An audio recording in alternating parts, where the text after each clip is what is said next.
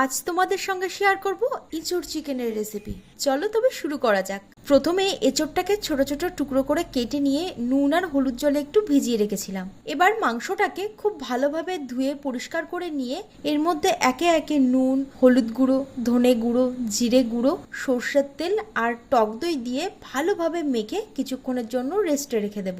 বাটির মধ্যে 1 চামচ গোটা জিরে, গোটা ধনে, হাফ চামচ গোলমরিচ, 2টো কাঁচা লঙ্কা আর 6টা শুকনো লঙ্কা পরিমাণ মতো জল দিয়ে মশলাটাকে বেটে নেব। তোমরা চাইলে শিলেও বেটে নিতে পারো। এবার নুন আর হলুদ দিয়ে আগে থেকে কেটে রাখা ইঁচড়গুলোকে সেদ্ধ করে নেব।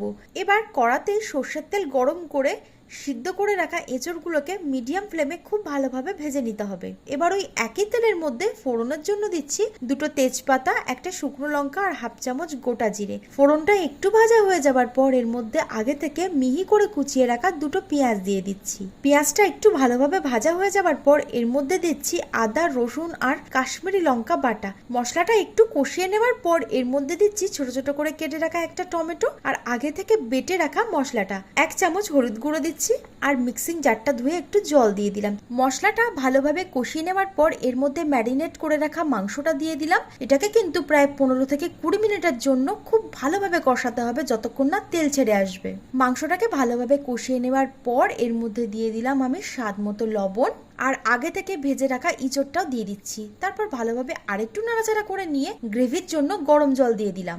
সবশেষে এর মধ্যে দিয়ে দিচ্ছি গরম মশলা গুঁড়ো। লো ফ্লেমে আরো 5 থেকে 7 মিনিটের জন্য রান্না করে নিলেই আমাদের এঁচড় চিকেন একদম রেডি।